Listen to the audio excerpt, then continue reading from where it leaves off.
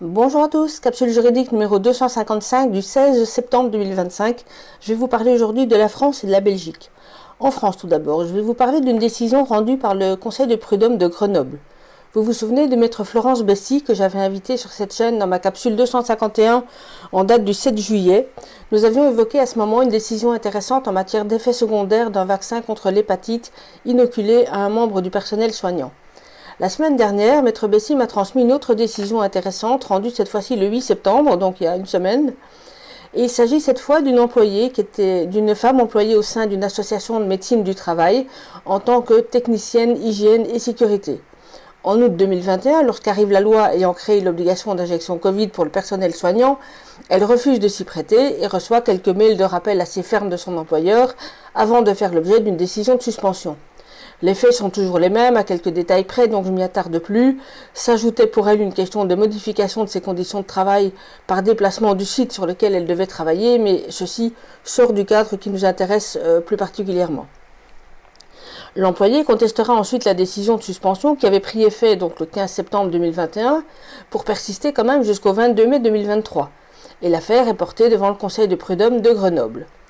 Voici trois des arguments invoqués par la plaignante. Tout d'abord, elle invoquait le fait que son employeur n'avait pas rempli son obligation de fournir un travail salarié. Maître Bessy plaidait à cet égard que l'interdiction d'exercer issue de la loi ne constituait pas un cas de force majeure pour l'employeur et que celui-ci devait donc respecter les obligations générales mises à sa charge par le Code du travail. Deuxième argument, elle soutenait que la suspension de son contrat et de sa rémunération constituait des faits de discrimination pour un motif en lien avec son état de santé, ce qui justifiait que la suspension soit annulée et que son salaire lui soit restitué avec effet rétroactif à la date de la suspension, donc le 15 septembre 2021. Troisième argument, enfin, la plaignante rappelait qu'il appartient à tout juge saisi, quelle que soit la juridiction, de contrôler qu'une loi est ou non conforme aux conventions internationales. C'est ce qu'on appelle le contrôle de conventionnalité.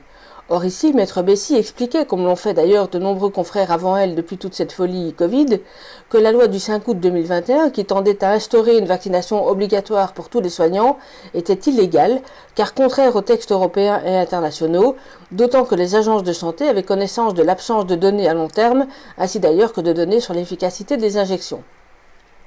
Donc ça, c'est les trois arguments développés par la plaignante.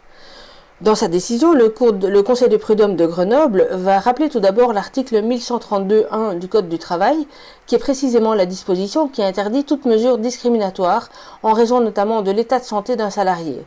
Or, relève le Conseil de prud'homme, la plaignante avait bien fait l'objet d'une suspension de son contrat de travail en raison d'un refus d'injection Covid. Il en déduit donc, je cite, qu'en l'espèce, cette suspension est liée à son état de santé et qu'en conséquence, l'employeur contrevient aux dispositions du Code du travail. Fin de citation. Le Conseil de prud'homme rappelle ensuite qu'aucun acte médical en vertu du Code de la santé publique lui-même, c'est l'article 1111-4, je cite, ne peut être pratiqué sans le consentement éclairé de la personne et que ce consentement peut être retiré à tout moment. Fin de citation. Sachant, poursuit le Conseil de prud'homme, que la plaignante avait confirmé son refus, l'obligation de vaccination sans son consentement violait aussi les dispositions du Code de la santé publique. Et dès lors, la décision de suspension est annulée et un total de salaire de 30 251 € doit être payé à la plaignante, dont une partie est en outre payable immédiatement, même en cas d'appel de l'employeur, sur base de certaines dispositions légales spécifiques au salaire, dont je vous passe les détails. Donc en pratique, un peu plus de 21 000 € sont à payer de suite et le solde, soit un peu plus de 9 000 €, doit être consigné dans l'hypothèse d'un éventuel recours de l'employeur. Super décision donc, alors on peut regretter, comme on le fait toujours, que les juges refusent de se prononcer sur la conventionnalité des lois alors qu'ils ont l'obligation de le faire, mais il y a comme une grande trouille, je crois, de leur côté. Ils se retranchent simplement derrière le fait que le Conseil constitutionnel avait déclaré la loi qui instaurait l'obligation vaccinale comme légale, enfin comme constitutionnelle, mais ils ne vont pas voir un stade plus haut, un degré plus haut, c'est-à-dire au niveau des conventions internationales. Malgré tout, la décision est vraiment à saluer et bravo encore à maître Bessy qui ne désarme pas depuis le début de toute cette folie. L'endurance finit donc par porter ses fruits. Alors l'employeur dispose encore de la possibilité d'interjeter appel jusqu'au 9 octobre et maître Bessy m'a indiqué hier que pour l'instant l'employeur ne s'était pas manifesté, donc affaire à suivre. En Belgique à présent, le docteur Stéphane Résimon tape un grand coup. Il dépose une plainte contre un médecin français qui l'accuse de participation à un crime de masse dans le cadre de la campagne d'injection Covid. Le contexte de la plainte était relatif à une jeune fille de 12 ans pour laquelle le docteur Résimon avait signé un certificat de non-vaccination en raison des antécédents familiaux, notamment parce que ses grands-parents avaient présenté de graves complications après les injections Covid. Injections dont le docteur Résimon rappelle qu'il s'agissait d'une thérapie génique en phase 3. La fillette, quant à elle, avait contracté le Covid dont elle se remettait difficilement et le docteur Résimon précisait, je cite, « La petite ne se remettait pas de son Covid contracté peu de temps avant, entre parenthèses, contre-indication formelle à vacciner contre quoi que ce soit lorsqu'on vient de faire la maladie censée être évitée par le vaccin. On ne vaccine jamais en période épidémique, un gosse ne meurt jamais d'un rhume, sauf cas exceptionnel, aplasie médulaire et autres déficits congénitaux immunitaires graves dont elle ne souffrait pas. » Fin de citation.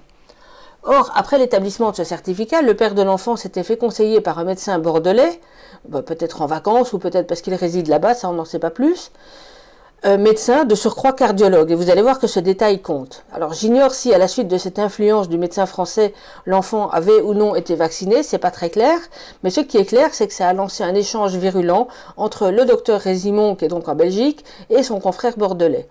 Le docteur Résimon dit notamment ceci, je cite, le père, très mal conseillé par ce collègue ne connaissant rien en vaccinologie, mais se faisant des fortunes en gérant un vaccinodrome, ces endroits où on pique sans discernement tout ce qui bouge encore, les bébés, les enfants, les ados, les femmes enceintes, les jeunes, les vieux et très vieux, ayant fait la maladie ou pas, ayant des facteurs de risque ou pas, pourvu que l'argent rentre et que l'on s'en mette plein les poches, tout est bon à prendre.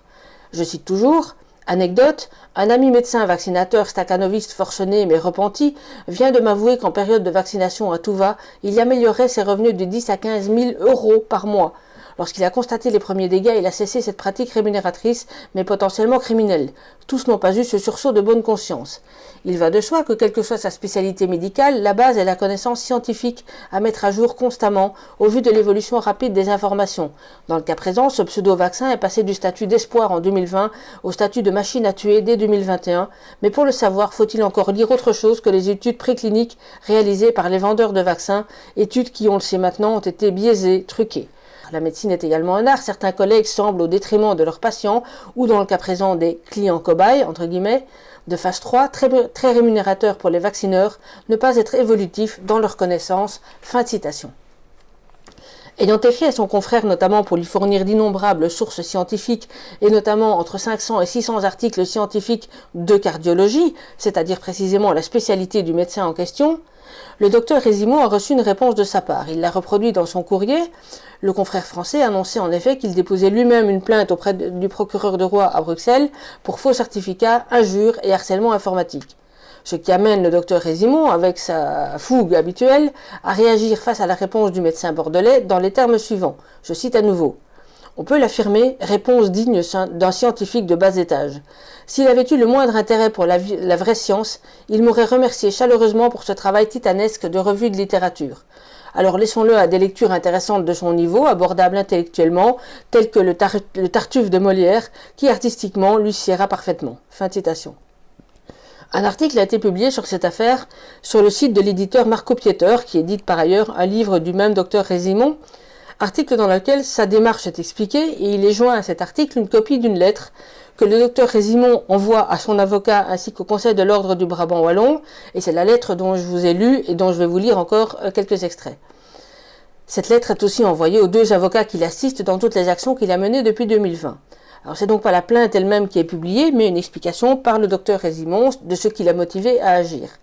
Et le docteur Résimon, dans le courrier qui a été publié, conclut dans les termes suivants, je cite, « Conclusion. Ce collègue, passé du statut de cardiologue à un statut de médecin vaccinateur stakhanoviste forcené en chef, s'est vu gêné, entre guillemets gêné, pour lui avoir soustrait une victime potentielle de ce pseudo-vaccin, n'ayant aucun intérêt chez les gosses, mais diablement intéressant pour remplir les poches des Gates, von der Leyen, Bourla et compagnie, et des personnages du type du plaignant. » Fin de citation. Et donc c'est suite à tout cela qu'il dépose lui-même une plainte contre le médecin bordelais devant les instances disciplinaires dont dépend ce dernier. Affaire à suivre, je mets sous ma capsule l'article paru à ce sujet sur le site de l'éditeur Marco Pieter. Voilà ce que j'avais pour vous aujourd'hui. Désolée, je n'étais pas revenue depuis longtemps, mais j'ai dû affronter un gros problème informatique. Donc je commence à sortir la tête de l'eau et je vais pouvoir revenir plus fréquemment avec d'autres bonnes nouvelles. En attendant, tenez bon et à très bientôt. Au revoir.